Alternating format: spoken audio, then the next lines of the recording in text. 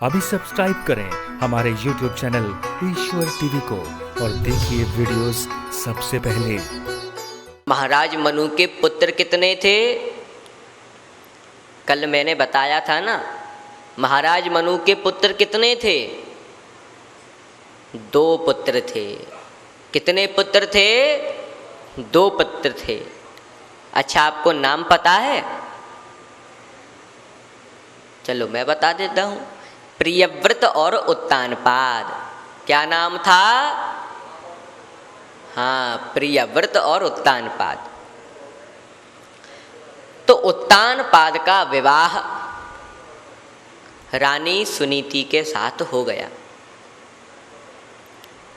राजा उत्तानपाद जो थे उनका विवाह सुनीति के साथ हुआ।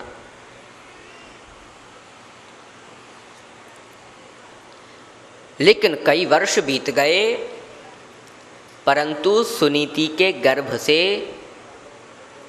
किसी बालक का जन्म नहीं हुआ।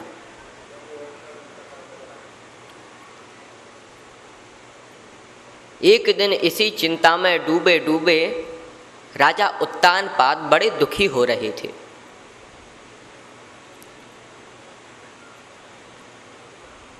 इतने में रानी सुनीति आ गई और बोली, हे महाराज, आप उदास क्यों हो रहे हैं? आप दुखी क्यों हो रहे हैं? आपके दुखी होने का कारण क्या है?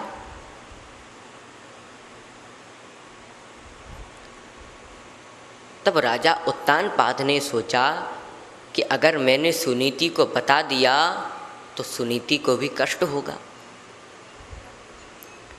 इसीलिए उत्तानपाद बोले, अरे नहीं नहीं रानी, कोई बात नहीं है। लेकिन तब सुनीति ने कहा, हे महाराज, मैं आपके दुख का कारण समझ रही हूँ। मैं जानती हूँ कि आप दुखी क्यों हो रहे हो। क्यों? क्योंकि मैं आपकी पत्नी हूँ, और पत्नी तो पति के हृदय की भी बात को समझ लेती है।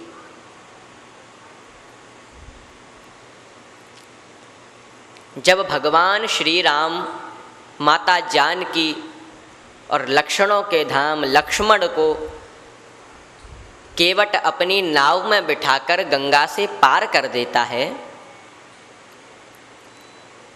तब श्री राम मन में विचार करते हैं कि अगर मेरे पास कुछ होता तो मैं केवट को उसकी उतराई दे देता। इतने में क्या हुआ, माता जानकी ने अपनी अंगूठी, अपनी मुद्री उतार कर श्री राम को दे दी और बोली, हे प्रभु, केवट की उतराई दे दीजिए।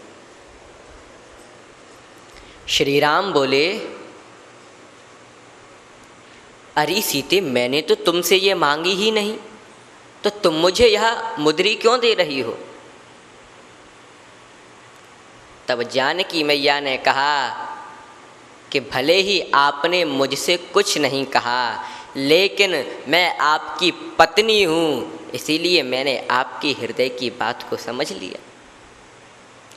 पिया ही की सिय जान निहारी, मन मुदरी मन मुदित उतारी। और कहेहु कृपाल लेहु उतराई, केवट चरण गहे अकुलाई। तो पत्नी तो अपने पति की हृदय की भी बात को समझ लेती है। इसीलिए रानी सुनीति ने कहा, हे महाराज, आप दूसरा विवाह कर लीजिए। रानी सुनीति कह रही हैं, आप दूसरा विवाह कर लीजिए। तब उत्तानपाद बोले, हे रानी, मैं दूसरा विवाह तो कर लूं, लेकिन तेरे लिए एक आफत खड़ी हो जाएगी। क्योंकि एक म्यान में 2 तलवार नहीं रह सकती हैं।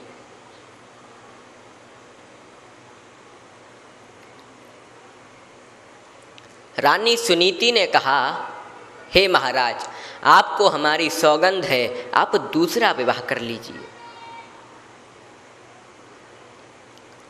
तब राजा ने दूसरा विवाह किया और दूसरा विवाह सुरुचि के साथ किया।